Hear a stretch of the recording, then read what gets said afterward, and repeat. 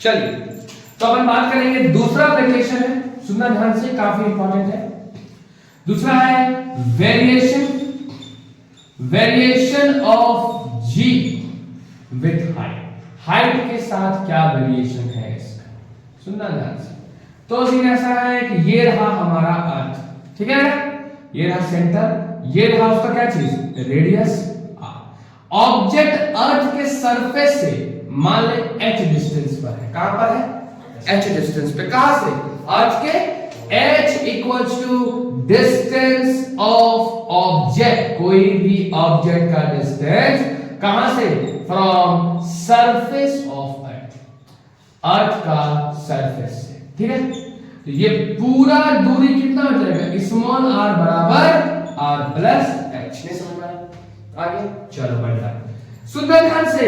g equals to क्या होता है जी, gm बाय r स्क्वायर, ये सरफेस पे होगा, ये होगा अर्थ का सरफेस, सरफेस ऑफ अर्थ। अच्छा, अगर हम हाइट h पे निकालेंगे तो क्या आएगा, gm बाय r हो जाएगा स्मॉल r स्क्वायर, क्योंकि दूरियां सेंटर से नापते हैं हमेशा, हाँ ना, बोलो, डिस्टेंस कहां से नापते हैं, सेंटर से, तो सेंटर से कितना दूरी पर है, स्मॉल r, तो इसको ऐसा बोल सकते हैं क्या, gm by r plus h का होल स्क्वायर, क्योंकि स्मॉल r का वैल्यू कितना होता है, r प्लस h। नहीं समझ में आया, क्लियर है भाई, पक्का क्लियर है ना। अच्छा तो दोनों को भाग देते हैं, g at height h by g at surface equals to gm by r plus h का स्क्वायर, ये हो जाएगा gm बाय r स्क्वायर, तो ये दोनों चल जाएगा घर, g at height h equals to g surface पे क्या जाएगा, r by r plus h का होल स्क्वायर। कोई समस्या, कुछ नहीं किए वो, यहां पे थी बस, है ना, r square by r plus h का होल स्क्वायर क्या आएगा, r by r plus h का होल स्क्वायर आ गया। तो ये कब आएगा, तो g at height h equals to g surface पे बाय r प्लस h का स्क्वायर, ये होगा तब, ये केस है इसका, जब when h is comparable to radius of earth। जैसे एग्जांपल क्वेश्चन में बोलते हैं कि हाइट मेरा 2r है, या हाइट r है, या हाइट r बाय 2 है, या हाइट r बाय 8 है, या r बाय 10 है, ऐसा कुछ वैल्यू रहेगा ना, तभी ये इस्तेमाल करोगे, ठीक है, क्योंकि रेडियस ऑफ अर्थ एक बहुत बड़ा वैल्यू है, 6400 किलोमीटर। अगर h का वैल्यू 1 या 2 या 3 या 4 ऐसा किलोमीटर दिया है, तो क्या इसको इससे कंपेयर कर सकते हैं, नहीं, तो उस केस में ये फॉर्मूला इस्तेमाल नहीं होगा। अगर नेक्स्ट पार्ट सुनना, ये काफी इंपॉर्टेंट है, अगर h बहुत बहुत बहुत छोटा है r के मुकाबले, लाइक क्वेश्चन में बोलता है h 1 किलोमीटर है, h 2 किलोमीटर है, 5 किलोमीटर है, या 200 मीटर है, 300 मीटर, बोल देगा g का वैल्यू अर्थ के 200 मीटर पर कितना होगा, तो ये इस्तेमाल नहीं करेंगे। तब क्या करेंगे, सुनना, g एट h कितना बड़ा, वो g into r by r plus h का स्क्वायर। अच्छा, इसको ऐसे बोल सकते हैं क्या, अगर पलट दे इसको, तो r plus h by r क्या हो जाएगा जी, -2। अरे होगा, ये समझ में आया, h equals to 1 by x का पावर -1, एक ही बात है, जाएगा ऊपर, तो ये समझ में आता है, या 1 बाय x इक्वल्स टू क्या होता है, इसका पावर -1। अरे समझ में आता है कि नहीं, बुझाया जी, ठीक। इसको ऐसे बोल सकते हैं क्या, सुनना, r बाय r बोलो प्लस h बाय r का पावर -2, ये कितना हो जाएगा, 1 प्लस h बाय r का पावर -2, ये हो जाएगा g(h). बाइनोमियल एक्सपेंशन नाम सुने हो, बाइनोमियल एक्सपेंशन का नाम सुने हो, बाइनोमियल एक्सपेंशन क्या बोलता है, अगर कोई टर्म इस टर्म में रहेगा तो 1 प्लस x का पावर n, कितना होगा जी, 1 प्लस nx, ये बाइनोमियल का फॉर्मूला है मैथ्स का, ठीक है। तो इस फॉर्म में ये है, अगर ऐसा कभी रहती है, कहां आता है आगे, यहां क्या हो जाएगा बोलो, g एट h कितना हो जाएगा, g, ये कहां जाएगा आगे, तो 1 माइनस बोलो जी 2h बाय r। समझ में आया कि नहीं, ये तब इस्तेमाल करेंगे जब h बहुत ज्यादा क्या है, छोटा है किससे? रेडियस से। नहीं समझ में आया? जब h बहुत छोटा है रेडियस से तब ये फॉर्मूला इस्तेमाल करेंगे, बट अगर h कंपैरेबल है रेडियस से तो ये इस्तेमाल करोगे। समझ में आया कि नहीं आया? दोनों अलग चीजें हैं, ठीक है। अगर क्वेश्चन में बोलता है 2r, r/2, 3r ऐसा कुछ टर्म है तो ये इस्तेमाल करोगे gh g इनटू क्या r/r+h का होल स्क्वायर। पर अगर कभी क्वेश्चन में कंपैरिजन ना हो, बोलते 200 मीटर, 300 मीटर, 500 मीटर, 1 किलोमीटर, तो आप ये इस्तेमाल कभी नहीं करोगे। क्या करोगे? ये इस्तेमाल। यहां तक क्लियर है कि नहीं क्लियर? देखो r/r+h का होल स्क्वायर क्या हो जाएगा? ये उलट दिया तो क्या हो जाएगा? -2। तो r+h/r है तो r अलग कर देंगे तो r/r+h/r ये हो जाएगा 1+h/r। एक्सपेंशन मारेंगे तो ये आ जाएगा आगे। ये कहां जाएगा? आगे। क्लियर? चलिए, तो हम लोग पढ़ लिए हाइट के साथ पढ़ लिए, और हम लोग क्या पढ़ लिए? शेप ऑफ द अर्थ के साथ। अब हम पढ़ते हैं थर्ड है। थर्ड है आपका डेप्थ के साथ, मतलब कि देखिए इससे पहले हम पढ़ेंगे g at centre, g at centre of earth, फिर आगे से बाद, क्योंकि इससे समझ में आपको अच्छे से आएगा। तो सीन ऐसा है ना, g at centre of earth, at centre of earth. अच्छा, यहां पर कुछ बातें समझना पड़ेगा आपको जो काफी इंपॉर्टेंट है। जैसे आप लोगों को पता है कि g का वैल्यू होता है gm/r²। तो अगर कायदा से देखें, अगर देखें तो भाई r बढ़ाओगे तो g क्या होगा? घटेगा।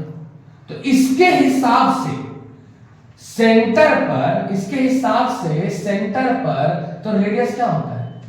0। अरे हाँ ना बोल भाई, देखिए ये सर्कल है तो सेंटर पर रेडियस कितना होगा? 0। तो अगर सेंटर पर रेडियस 0 है तो g कितना होना चाहिए? इंफिनिटी। बट ये होता नहीं है, मतलब आपका ये थॉट गलत है। समझे क्या बोलना चाह रहे हैं? समझे? अगर हम देखें g = gm/r², इसका मतलब है अगर r का वैल्यू बढ़ते जाएगा g क्या होते जाएगा? घटते जाएगा। सेंटर ऑफ अर्थ पे r कितना होना चाहिए? 0। g कितना हो जाएगा? इनफिनिट। g इनफिनिट मतलब कोई भी ऑब्जेक्ट अर्थ के सेंटर से चिपक कर रहेगा, पर ऐसा नहीं होता है, वो हम ऑब्जेक्ट फ्लोट करता है। कैसे? तो यहां पे आता है कॉन्सेप्ट, कॉन्सेप्ट ऑफ मास। सुनना ध्यान से, क्या होता है? ये तुम्हारा अर्थ है, सुनना ध्यान से। अगर हम यहां पे खड़ा है तो पूरा अर्थ का मास मेरे ऊपर फोर्स लगाएगा, बराबर है कि नहीं? हम कहां पे खड़े हैं? अर्थ के सरफेस पे। सपोज कर ले हम यहां पे खड़े, डेप्थ चलेगा थोड़ा सा, यहां पे हम पहुंचे, तो उस समय ना केवल वही मास हमारे ऊपर फोर्स लगाने में सक्षम है जो हमारे नीचे है। बात समझ में है कि नहीं? सिर्फ इस मास से कोई मतलब नहीं, केवल कौन सा मास हमारे ऊपर फोर्स लगाएगा जी? जो हमारे नीचे है। बात समझ में आया कि नहीं है? अगर हम और अंदर जाएं, सपोज कर ले कि हम यहां पहुंच जाते हैं, कहां पे? यहां पे। उस केस में केवल यही मास होगा जो हमारे ऊपर फोर्स लगाएगा। उस केस में अर्थ का इसके ऊपर कुछ भी मास हो वो हमारे ऊपर फोर्स नहीं लगाएगा, और जी में उस मास को कंसीडर नहीं करेंगे। बात समझ में? जी में जो मास है ना, वो मास किसका है? प्लैनेट का। तो प्लैनेट का हमेशा पूरा मास लेंगे क्या? नहीं।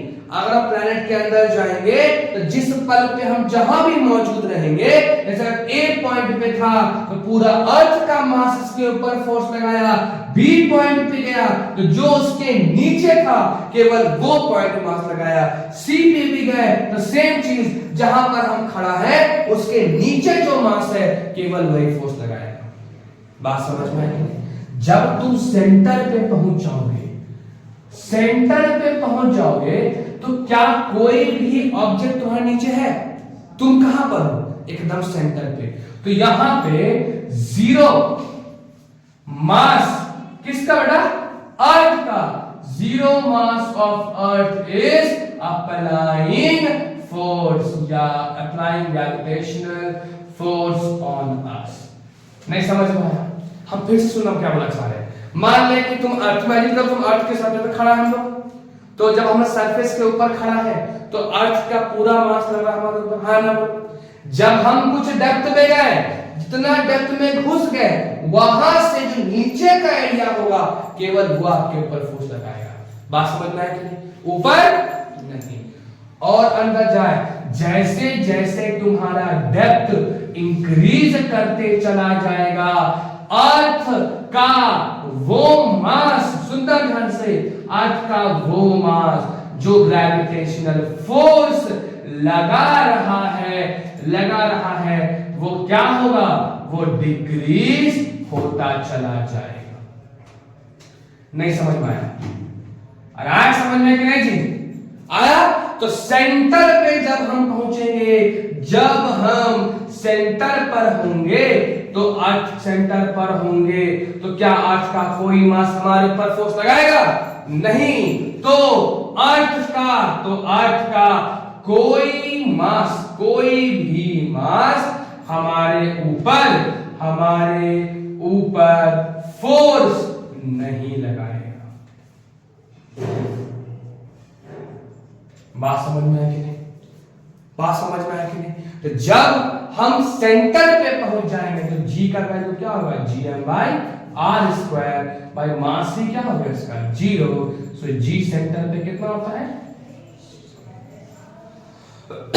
याद रहेगा? समझ में आया? अगर नॉर्मल फॉर्मूला से जाएंगे तो जी कितना हो सकता है, इन्फिनिटी। ये होता नहीं है, लेकिन जैसे जैसे हम अर्थ के अंदर जाते जाएंगे, हम जहां कहीं भी मौजूद होंगे, अर्थ का केवल वही मास हमारे ऊपर फोर्स लगाएगा जो हमारे नीचे है। नहीं समझ में आया? ठीक है बेटा? तो अगर यहां पे थे, अच्छा यहां पर है तो पूरा लगाएगा। अर्थ के सरफेस से दूर जाओगे तब तो पूरा फोर्स लगाएगा। बस ये कॉन्सेप्ट कब आएगा, जब अर्थ के आप अंदर जा रहे हो।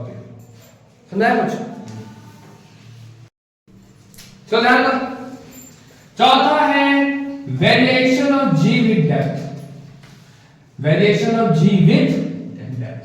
तो अभी तक तुमने क्या पढ़ा? अभी तक तुमने ये पढ़ा कि हम लोग जब अर्थ के अंदर जाएंगे तो क्या पूरा मास कभी भी कंट्रीब्यूट करेगा? नहीं। वही कॉन्सेप्ट ध्यान रखिएगा। सुनना, मान लो ये है हमारा अर्थ, ध्यान दो, ये है आपका रेडियस r। हम ना थोड़ा सा यहाँ पे आ गए, इतना अंदर आ गए, कितना अंदर आ गया, डेप्थ d। तो ये कितना हो जाएगा, r - d हो जाएगा। पूरा कितना था बेटा, r था ना। अगर हम यहां पर है तो क्या पूरा मास कंट्रीब्यूट करेगा? जी नहीं, आपको केवल यही मास कंट्रीब्यूट करेगा। ओनली दिस मास ऑफ, है जी, this mass of earth contribute in g. बात समझ में? क्योंकि हम जहां पर भी होंगे उसके नीचे का मास कंट्रीब्यूट करेगा। ये समझ में आया? Very good. तो g वस्तु क्या होता है सरफेस पे, gm/r²। अब यहां मास तो चेंज होना होगा, m डैश होगा, सरफेस तो पूरा मास रहेगा। लेकिन जब हम डेप्थ d बोलते हैं बेटा, तो आपका m डैश और r हो जाएगा, तो क्या चाहिए आपका r - d का। नहीं समझ में आया? सरफेस पे पूरा मास और पूरा रेडियस, लेकिन जब डेप्थ d में गया तो डिस्टेंस क्या हो गया, r - d, और मास क्या हो गया, m डैश। अरे होगा ना? अच्छा, कैसे चेंज करके सुनाते हैं। डेंसिटी क्या होता है, मास बाय वॉल्यूम। तो मास क्या होता है, डेंसिटी इनटू वॉल्यूम। डेंसिटी होता है रो, वॉल्यूम कितना होता है 4/3 पाई r³। जब g में पुट करते ध्यान क्या आता है वैल्यू, 4/3 पाई, बोलो, रो g r। याद है? ये क्वेश्चन पढ़ चुके हैं ना, ये क्वेश्चन पढ़ाए थे ना। ये क्वेश्चन क्या बोलता है, variation, sorry, expression of gravity in terms of density. याद होगा? देखिए इसमें सरफेस का ये क्या था, gm/r²। या बोल सकते हैं सरफेस को क्या बोलेंगे, 4/3 पाई रो g r। सरफेस पे आ रहे हैं, और अगर हम डेप्थ d की बात करेंगे तो क्या जाएगा, 4/3 पाई रो g r - d। हम एक चीज आपको उस टाइम पर ही लिखा दिए थे, अगर याद होगा, कि देखो रेडियस ऑफ अर्थ चेंज हो सकता है, अरे हाँ ना बोलो, ये चेंज कर सकते हैं ना अंदर जाएंगे तो मास भी आपका चेंज हो रहा है, जिससे वॉल्यूम भी आपका चेंज हो रहा है। अगर कोई वैल्यू कांस्टेंट है तो वो क्या है? डेंसिटी। ये कभी चेंज नहीं होगा, डेंसिटी क्या होगा? हमेशा कांस्टेंट। समझ आता है चीज? आर्ट को कंप्रेस कर दो, आर्ट को तुम कंप्रेस कर दो। अगर आर्ट को कंप्रेस कर देगा बालक तो वॉल्यूम डिक्रीज हो जाएगा क्योंकि आर कम होगा, लेकिन फिर डेंसिटी क्या रहेगा? कांस्टेंट। बात समझ में आया? अगर आप एक्सपैंड कर दे, एक्सपैंड कर दे तो वॉल्यूम क्या होगा? इंक्रीज होगा, आर भी क्या होगा? इंक्रीज होगा, लेकिन डेंसिटी फिर भी क्या रहेगा? कांस्टेंट। तो आप g at depth d by g, surface पे 4/3 pi rho constant g r minus d क्या आ जाएगा बोलो? 4/3 पाई रो g r। घर गया, घर गया, घर गया, घर गया, घर गया, घर गया, ये भी घर चला गया। तो g at depth d by g कितना हो जाएगा? r minus d by r, या g at depth d equals to g लेंगे, r बाय कितना होता है? 1 माइनस d बाय r। नहीं समझ में आया? आया कि नहीं आया? क्लियर है? क्लियर है? जितना डेप्थ बढ़ते जाएगा उतना g का वैल्यू घटते जाएगा। मतलब कि डेप्थ अगर आप बढ़ाते जाओगे तो आपका कंट्रीब्यूटिंग मास क्या होते जाएगा जी? बोलो। कंट्रीब्यूटिंग मास कम होते जाएगा और g का वैल्यू भी क्या होते जाएगा? कम होते जाएगा। जब सेंटर पे पहुंच जाओगे, सेंटर पे पहुंच जाओगे तो उस समय पर कंट्रीब्यूटिंग मास क्या होगा बताइए? तो उस समय पर कंट्रीब्यूटिंग मास क्या हो जाएगा? 0, और g भी हो जाएगा 0। नहीं समझ में आया? जैसे अर्थ के अंदर जाओगे डेप्थ आपका बढ़ते जाएगा और जो अर्थ का कंट्रीब्यूटिंग मास है, सिखाया था ना, जितना अंदर जाएंगे उतना कम मास अर्थ का आपके ऊपर फोर्स लगाएगा, वो मास भी क्या होगा? कम होते जाएगा।